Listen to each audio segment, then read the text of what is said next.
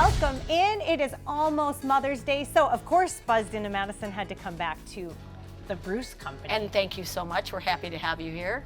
Does anyone do Mother's Day better than this beautiful location? I don't think so. I can't imagine that anybody could. No, they can't. I have a very special guest to introduce. This is my mom, Susie Fink, and I'm so glad you're here. And I am too. And it's your first time here? It is. Welcome it is. to the Bruce Company. And only her first time because she doesn't live anywhere near here. Right. So, I understand. Right. Not taking any offense. Right. Okay. But you have been given Bruce Company gifts for Long time. I know. I help her out with those. I'm sure. When They're she comes. beautiful. Good job.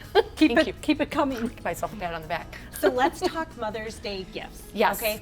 I think flowers always. A lot of people do because it's perfect. It's spring. You love your mom loves flowers, or your mom loves to garden.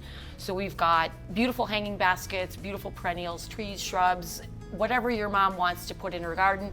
And if she doesn't have a green thumb, we've got some really fun garden art to add color and life to her landscape or her containers.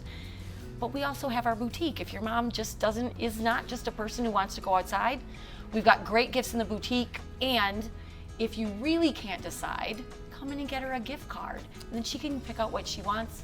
We've got a gift card special for Mother's Day. For every $50 gift card you buy, Bruce Company will gift you an extra 10, and you can pass that on to your mom. How about that? Now that's a gift that keeps on giving. Absolutely. You were eyeing up some items in the boutique, weren't you?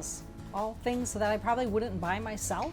So I think that's awesome for Mother's Day. Excellent. So you should point some things out I'm to her. headed there next. Thank you, ladies. Happy Mother's Day to all of you. I'm Emmy, and you are Buzzed into Madison.